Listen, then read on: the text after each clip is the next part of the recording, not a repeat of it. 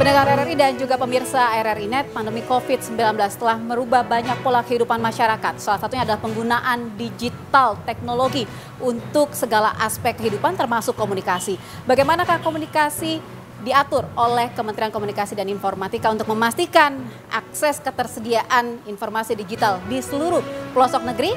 Saya Puspita Ayu akan berbincang bersama dengan Menteri Komunikasi dan Informatika Johnny G. Plate dalam Bincang Khusus Pro 3 RRI dan RRI Net.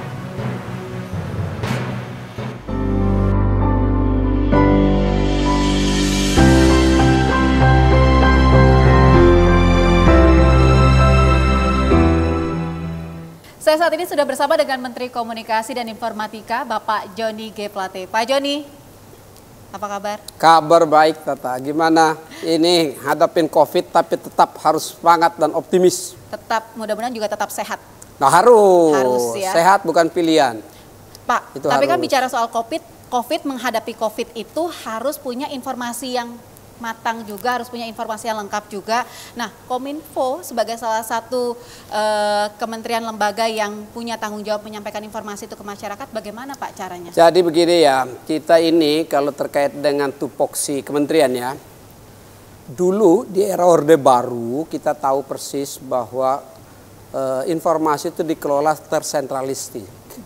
Ya, betul-betul disentralize di kementerian atau departemen yang dulu disebut dengan Departemen Penerangan.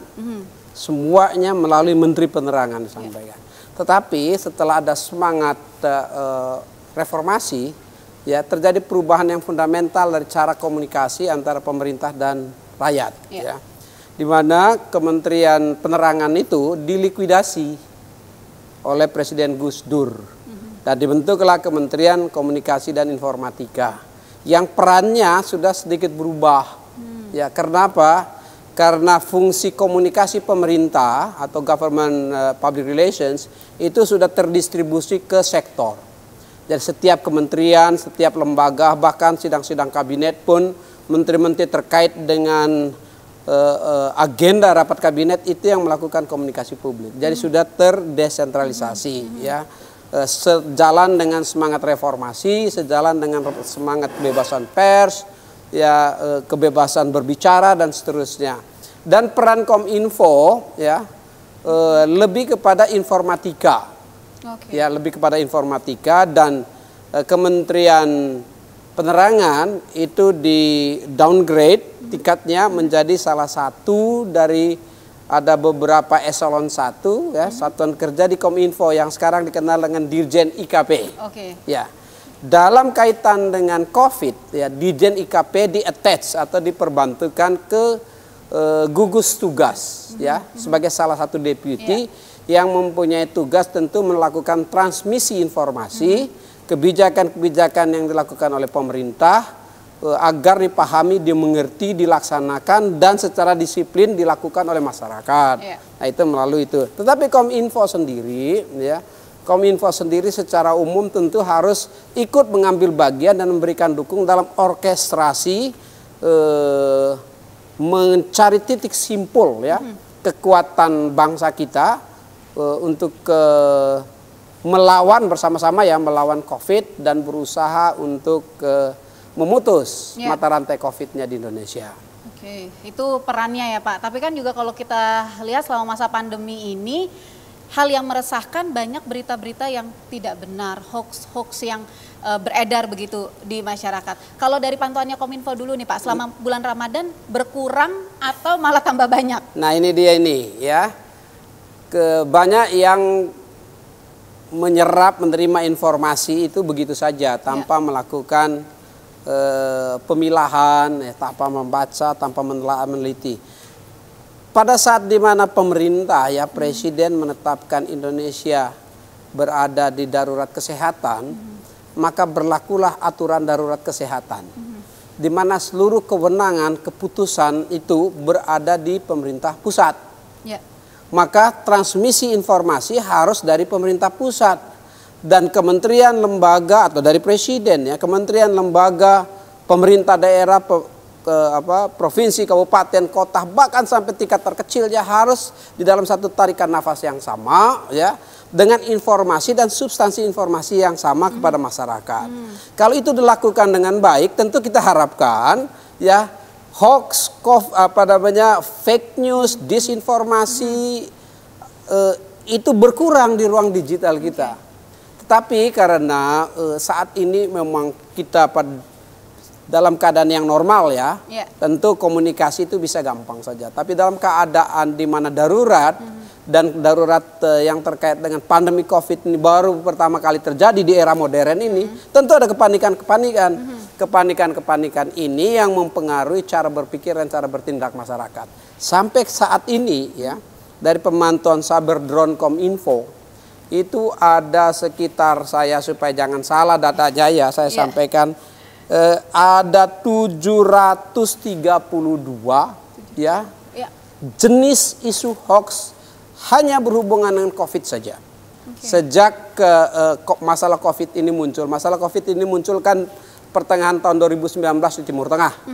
Lalu yang menjadi heboh pada saat Wuhan di Tiongkok ya, mulai Desember, Januari dan sampai saat ini ya sebaran terkait dengan isu hoax yang 732 itu sebanyak 1.506 yang tersebar di 4 platform besar. Di Facebook sebanyak 1.079, ya di Instagram 17, di Twitter 393, dan di YouTube ada 17. Dari 1.506 itu yang sudah di take down, yang sudah diblokir itu sebanyak 1.036. Dan yang masih tersisa ada 400 lebih ya. Sekitar 470 sebaran di 4 platform besar itu. Sedangkan yang lain yang ada di portal gitu yang dimonitor langsung oleh Kominfo itu langsung di take down oleh Kominfo. Kenapa yang 4 platform ini tidak bisa langsung? Karena ada prosedur dan caranya atau code of conduct-nya dengan platform-platform global. Kita harus berkomunikasi dan minta kepada Facebook, Twitter, Instagram, dan YouTube disertai dengan data-data yang kuat, baru mereka melakukan proses take down. Tetapi ingat Tata ya, tidak saja itu peran dan fungsi masih dalam konteks edukasi dan masih konteks sosialisasi, konteks diseminasi masih. Walaupun itu sudah terjadi pelanggaran hukum, ya, walaupun itu sebenarnya kalau dibawa ke pengadilan itu dihukum, ya, tapi kami masih cukup lunak dan mengkategorikan itu sebagai tindakan, sebagai bagian dari diseminasi dan melakukan stempel-stempel hoax, disinformasi untuk disampaikan pada masyarakat bahwa itu salah. Tetapi di saat yang sama untuk yang sudah keterlaluan perlu ada langkah penegakan hukum. Dan itu diatur oleh Undang-Undang ITE. Nah, dalam hal ini Kepolisian Republik Indonesia, Kominfo bekerja sama dengan Bareskrim Polri dan Bareskrim bekerja sama dengan seluruh poldanya di Indonesia, itu telah mentersangkakan 104 orang. Terkait hoax ini? Terkait hoax itu 104 orang dan 17 diantaranya sudah ditahan. Hanya untuk COVID ya Pak? Hanya COVID saja. Kalau terkait dengan hoax, disinformasi, fake news dan seterusnya itu 1,5 juta lebih. Nah itu berarti ya pada saat di mana infrastruktur digelar secara besar-besar, infrastruktur telekomunikasi ya, digelar secara besar-besaran, pada saat di mana kita meningkatkan ruang digital kita, ya, pada saat di mana pemerintah dan masyarakat serta seluruh ekosistemnya mengajak masyarakat untuk bertransformasi dari ruang fisik ke ruang digital menuju yang kita sebut dengan digital society untuk Indonesia, ya, masyarakat digital, perlu juga ya ditindaklanjuti dengan sikap hidup dan cara pandang masyarakat yang memadai. Nah, sikap hidup dan cara pandang yang memadai itu apa? Dengan mengisi ruang digital secara cerdas. Nah, ini tantangan kita, termasuk COVID ini. Kalau kita mengatasi COVID dengan cara menyebarkan hoax, maka kita tidak menjawab panggilan Ibu Pertiwi. Ibu Pertiwi itu memanggil kita semuanya untuk bekerja bersama-sama, gunakan semua fasilitas termasuk ruang digital kita untuk kita putus itu rantai COVID untuk kita lawan itu COVID-19 di Indonesia. Baru benar. Nah itu tadi bicara soal konten positif ya Pak. Tapi kan belakangan justru banyak nih marak beredar konten-konten kreator yang bikin kontennya malah bikin masyarakat resah, masyarakat emosi. Nah, itu ini dia. Ruang digital juga digunakan untuk atau komunikasi ya, digunakan untuk mentransmisikan informasi. Presiden dari awal sudah sampaikan informasi yang benar itu tunggal dalam satu tarikan nafas dengan kebijakan pemerintah pusat atau presiden. Ya. Tetapi ada saja kita ya. Mohon maaf perlu saya sampaikan, tidak saja masyarakat umum, bahkan ya termasuk media juga ya, ada yang menggunakan clickbait, hanya judul yang bagus supaya merangsang orang untuk klik ya, tapi isinya sebenarnya tidak sesuai dengan judul. Nah, apalagi kalau masyarakat selebriti ya, influencer yang banyak pengikutnya, yang kita harapkan mereka justru harusnya ya menjadi mediator, influencer untuk mengajak masyarakat bersatu untuk tertib melaksanakan protokol, baik protokol kesehatan, protokol transportasi, protokol komunikasi ya, yang berhubungan dengan pembatasan sosial berskala besar ini. Kita harapkan mereka lakukan dan diikuti oleh pengikut-pengikutnya, viewersnya. Tetapi ada juga ya yang justru menggunakan itu secara tidak sengaja, tidak sadar atau ceroboh ya, yang justru bertentangan dengan tujuan bersama kita sebagai bangsa, yang malah mengganggu usaha masyarakat untuk memutus mata rantai COVID. Dan untung saja cepat sadar ya, ada itu selebgram itu ya, cepat sadar dan minta maaf. Dan kepada selebriti yang lain, ya, jangan ikuti seperti itu. Tapi mari kita justru bersama-sama gunakan pengikut kita yang jutaan orang itu, ya, dengan memberikan kabar dan berita untuk membantu, bukan membantu pemerintah saja, tapi membantu kita seluruh sebagai bangsa, ya, untuk segera mengakhiri darurat kesehatan ini.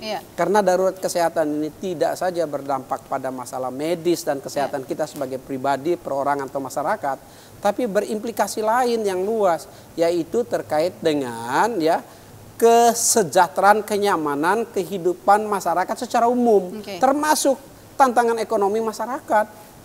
Jadi buat influencer nakal itu mau disentil nggak Pak? Kalau influencer nakal dengan itu mereka sadar, itu sudah menjadi hal yang baik. Tapi tidak cukup disadar. Setelah sadar itu salah, balik kanan sekarang. Ya, kabarkan berita yang baik kepada masyarakat. Nah, itu yang diharapkan.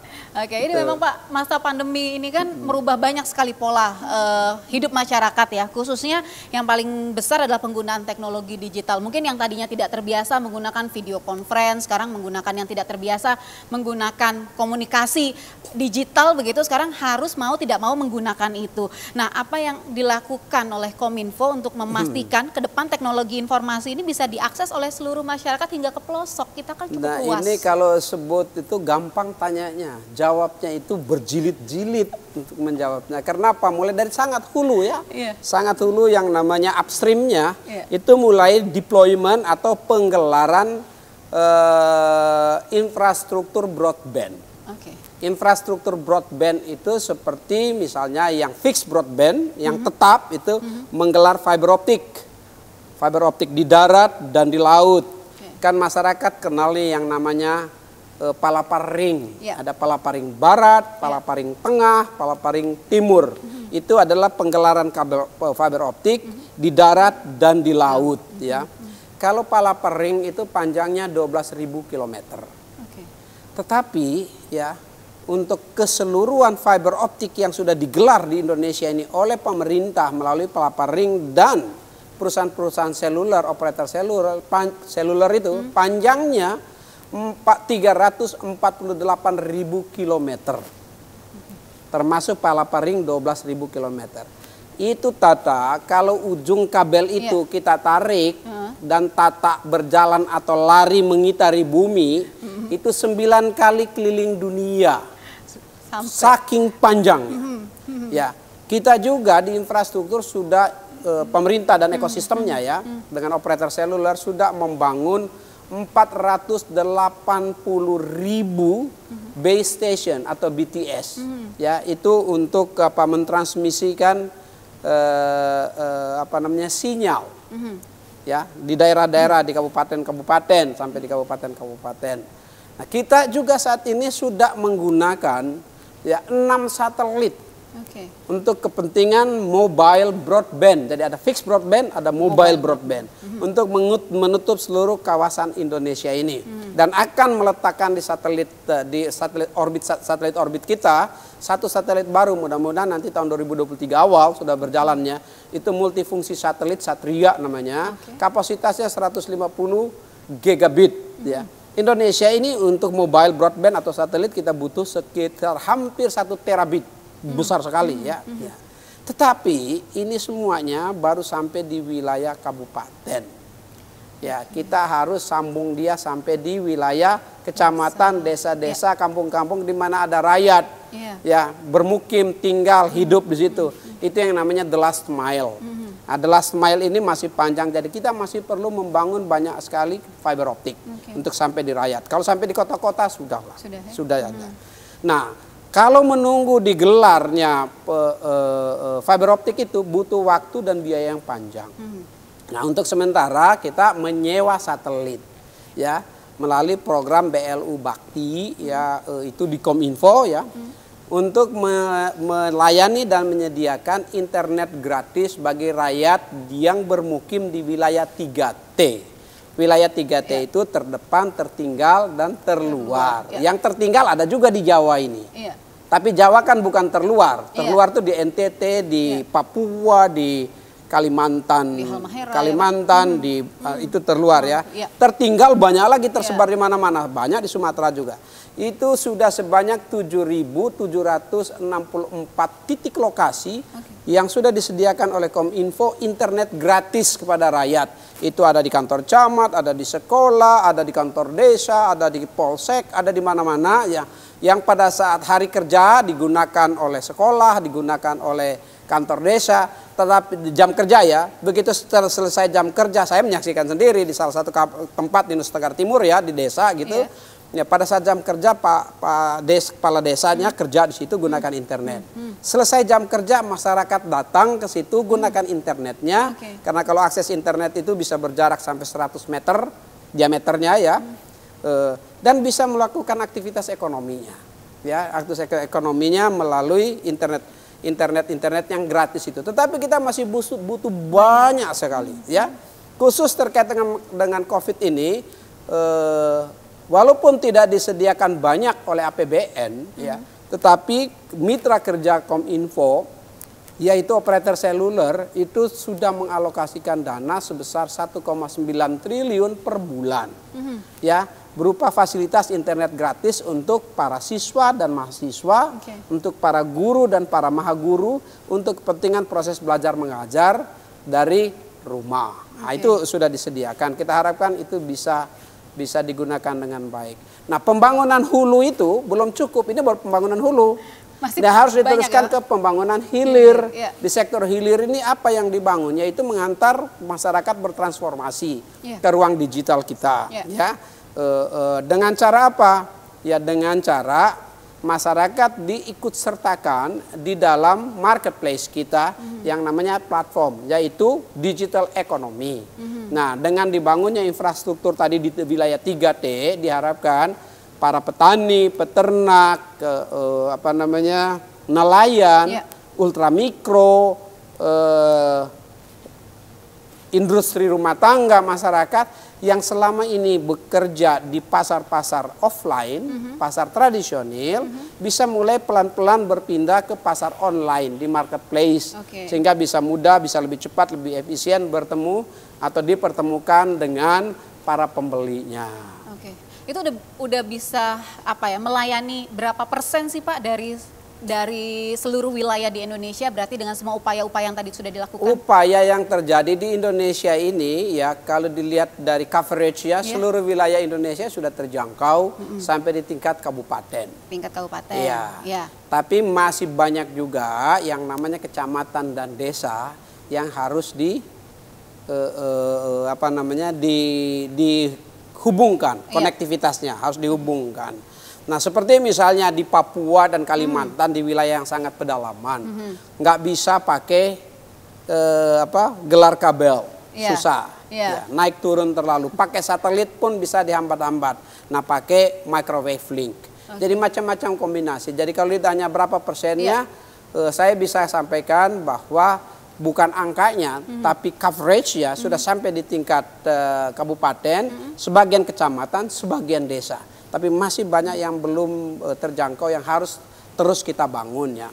Itu yang pertama. Tapi dari sisi yang lain kalau kita lihat di Indonesia ini ada pengguna atau yang ini handphone ini smartphone ya, handphone cerdas ini itu jumlah yang beredar itu 330 juta lebih. Ini handphone. Dari penduduknya 270 juta. Itu berarti satu orang sudah punya lebih dari satu handphone. Dan pengguna internet di Indonesia itu 175 juta atau setara dengan 64 juta penduduk. Jadi kalau ditanya jangkauannya sudah sekurang-kurangnya 60 juta, 175 juta atau setara 64 juta internet users. Ya, itu yang sudah ada. Nah, tantangan kita masih besar yang terus membangun infrastrukturnya, jaringannya, dan itu membutuhkan biaya yang sangat besar yang harus kita lakukan tidak saja oleh pemerintah, tetapi juga oleh mitra pemerintah dalam hal ini perusahaan seluler. Saya selalu mengadakan rapat dengan eksekutif dari perusahaan-perusahaan seluler untuk memastikan mereka segera menambah kapasitasnya. Ya, itu dari sisi infrastruktur. Lalu dari quality of service, ya sudah tersedia internet, tapi kualitasnya seperti apa? Nah, itu disebut dengan tersedianya bandwidth, ya, bandwidth yang cukup. Nah, dalam rangka menjaga quality of service ini, Kominfo mempunyai tugas untuk melakukan monitoring di semua titik di Indonesia ini berapa besar, ya, tingkat dari layanan itu sendiri. Sejauh ini yang monitor saya, ya, pemanfaatan internet ini ada kenaikan sekitar 20% di kota-kota besar, ya, di wilayah 3T sekitar 20%, 23%. Itu berarti ada kenaikan pemanfaatan penggunaan bandwidth, tetapi masih cukup, masih tersedia. Jadi kalau ditanya sama Kominfo, masih cukup nggak bandwidthnya? Nah, Menteri Kominfo bilang masih cukup. Yang perlu adalah pemanfaatannya itu dilakukan dengan baik. Kita juga harus cerdas karena ini ada yang kalau yang gratis langsung ke satelit ya. Tapi kalau yang pakai kuota, nah itu kan berarti menyedot dana masyarakat. Karenanya gunakannya juga untuk bermanfaat. Jangan sampai disalahgunakan tidak bermanfaat. Nanti harusnya dana bisa dipakai untuk macam-macam keperluan yang lain, jadinya tersedot untuk ini. Tetapi apabila ini digunakan, menggunakan internet itu salah satu pelayanan yang kompetitif ya, yang efisien ya. Apalagi untuk generasi milenial. 3 hal untuk generasi muda ini milenial. Harus menjadi inventors Indonesia yang banyak jumlahnya. Harus menjadi inovators Indonesia yang banyak jumlahnya. Harus menjadi juga kreator-kreator yang sukses di Indonesia. Karena masa depan kita adalah masuk ke era digital, di digital ekonomi yang terus berkembang. Dan generasi muda kita adalah masa depan bangsa. Oke, baik Pak, bicara soal komunikasi ini menarik juga. Kalau kita lihat kan beberapa waktu terakhir ini masyarakat menilai kok banyak informasi yang berbeda begitu antara pusat dengan daerah begitu. Jadi akhirnya membuat kayaknya masyarakat berasumsi ini nggak lancar nih komunikasinya antara pusat dan daerah, bandwidthnya yang kurang atau kabel fibernya yang emang tidak kesambung antara pusat dan daerah. Ini gimana Pak, benar nggak sih ini sebenarnya asumsi begini, masyarakat ya, tadi udah saya sampaikan dari awal. Informasi yang didengar adalah informasi yang ditetapkan oleh pemerintah pusat karena keadaan darurat kesehatan, yaitu oleh presiden atau orang yang ditunjuk oleh presiden, dalam hal ini menteri-menterinya. Nah, presiden juga sudah mengeluarkan keputusan terkait dengan Satgas Gugus Tugas, yang menempatkan Pak Doni Monardo, Letnan Jenderal Doni Monardo ya sebagai ketua gugus tugas. Dan ketua-ketua gugus tugas di daerah adalah pemerintah daerah. Di tingkat provinsi adalah gubernur, di tingkat kabupaten kota adalah para bupati. Nah, kalau sudah dalam satu jalur hierarki komando seperti itu, harusnya informasinya jadi satu dari pemerintah, gitu ya. Kalau informasinya jadi satu alurnya, seharusnya juga yang diterima oleh masyarakat informasinya sama. Tidak boleh berbeda-beda. Tetapi kalau masih terjadi perbedaan, misalnya ya, maka sebetulnya bukan perbedaan konteks dan substansi. Yang terjadinya adalah barangkali timingnya yang tidak pas. Seperti kita kalau membuat puzzle satu gambar. Ya, kita ingin menggambar apa ya, misalnya kita ingin gambar pesawat terbang. Ya. Tetapi yang digambar baru mesinnya, belum badannya. Maka kita bilang itu bukan pesawat, itu mesin.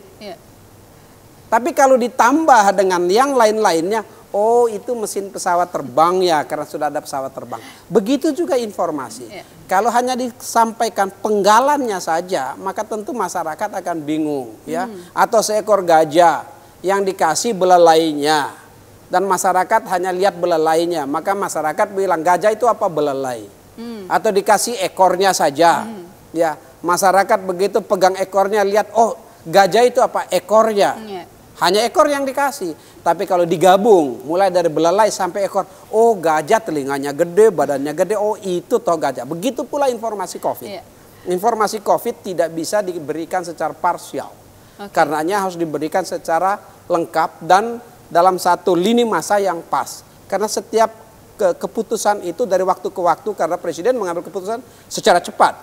Ya, bisa saja hari kemarin dan hari ini sudah ada perkembangan yang berubah, yang berbeda. Ya.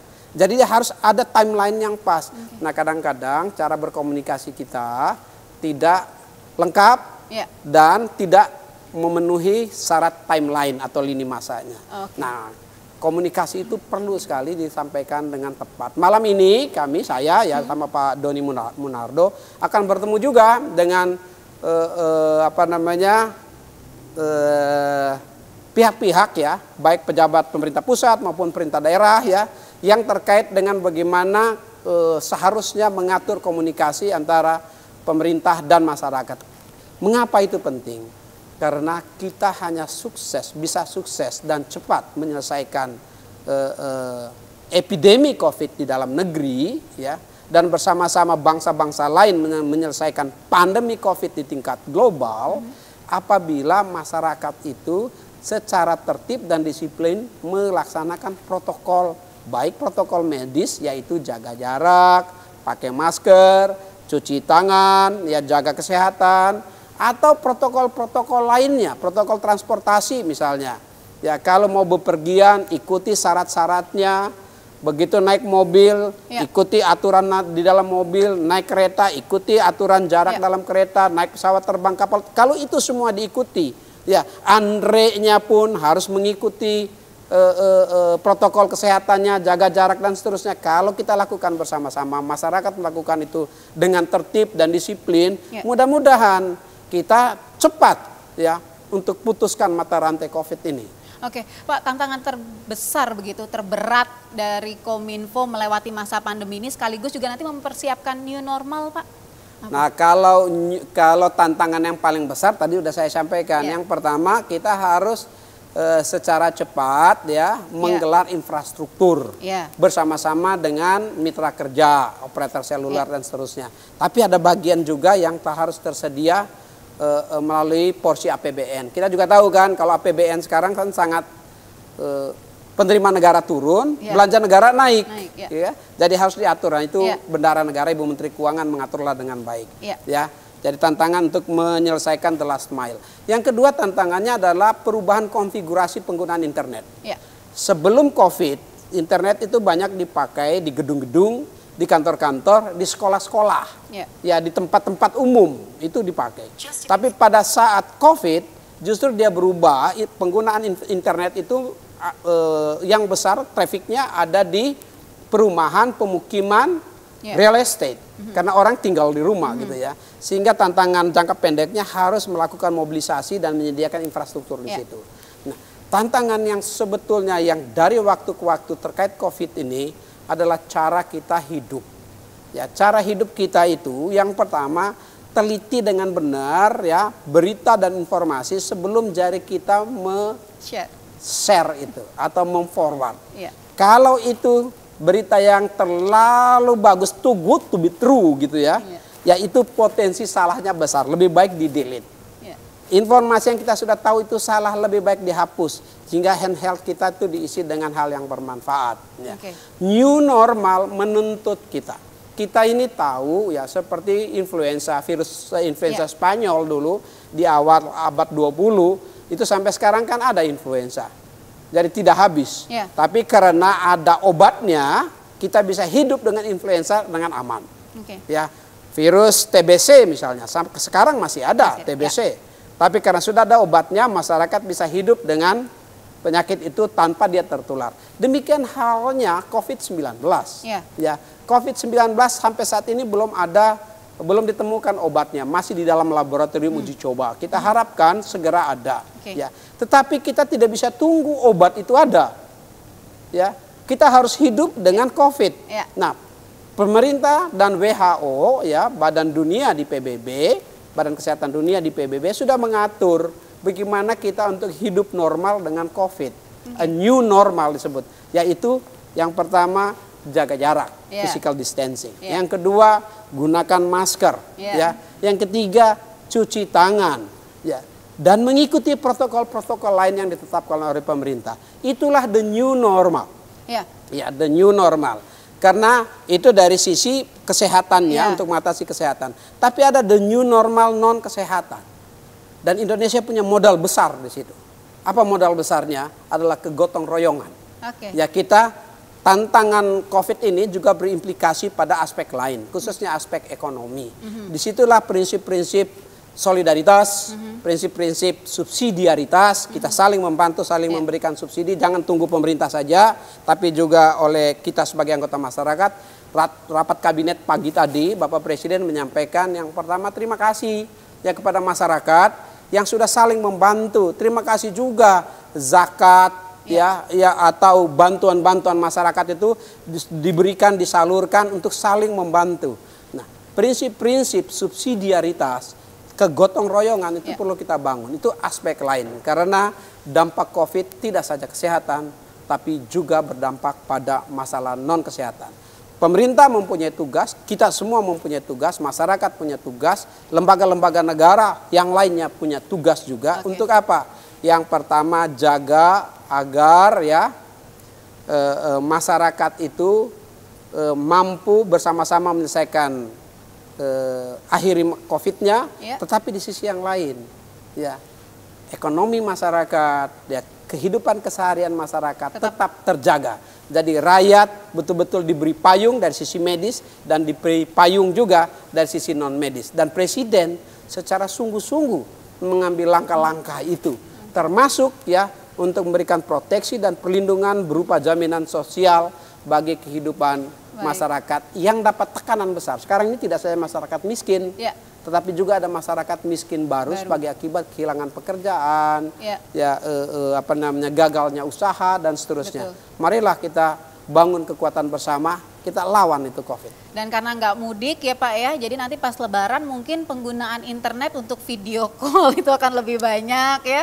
Nah, itu juga sudah disiapkan pastikan sama Kominfo ya Pak. Nah, Tata, ya itu dia. Pemerintah sudah menetapkan tidak boleh mudik. Ya, pasti tidak boleh mudik. Karena tidak boleh mudik, tetapi tidak berarti tidak ada yang pergi berjalan. Ada yang sesuai dengan aturannya. Nah, kami tentu tahu bahwa akan ada peningkatan traffic suara dan data.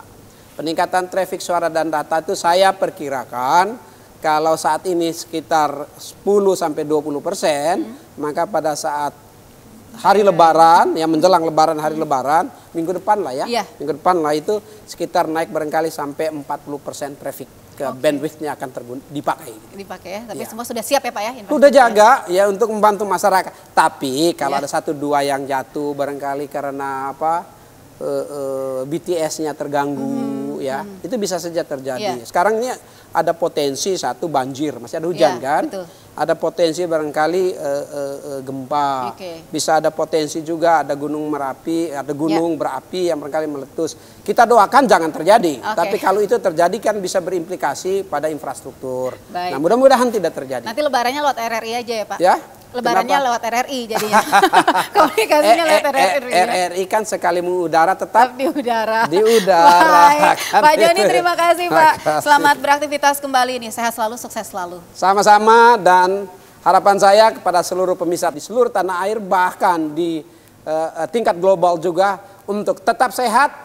Mari kita lawan dan kita selesaikan COVID-19 di Indonesia. Baik, terima kasih. Dan itu dia tadi pendengar bincang-bincang kami dengan Menteri Komunikasi dan Informatika Republik Indonesia, Bapak Joni G. Plate. Tadi pesannya kita semua bisa cepat melewati pandemi ini hanya kalau masyarakat disiplin dan tertib mengikuti berbagai protokol, termasuk juga dalam berkomunikasi. Karena pemerintah sudah menyediakan dan memastikan akan terus berusaha agar masyarakat bisa berkomunikasi dengan baik dimanapun Anda berada. Saya Puspita Ayu, terima kasih atas perhatian Anda. Sampai jumpa.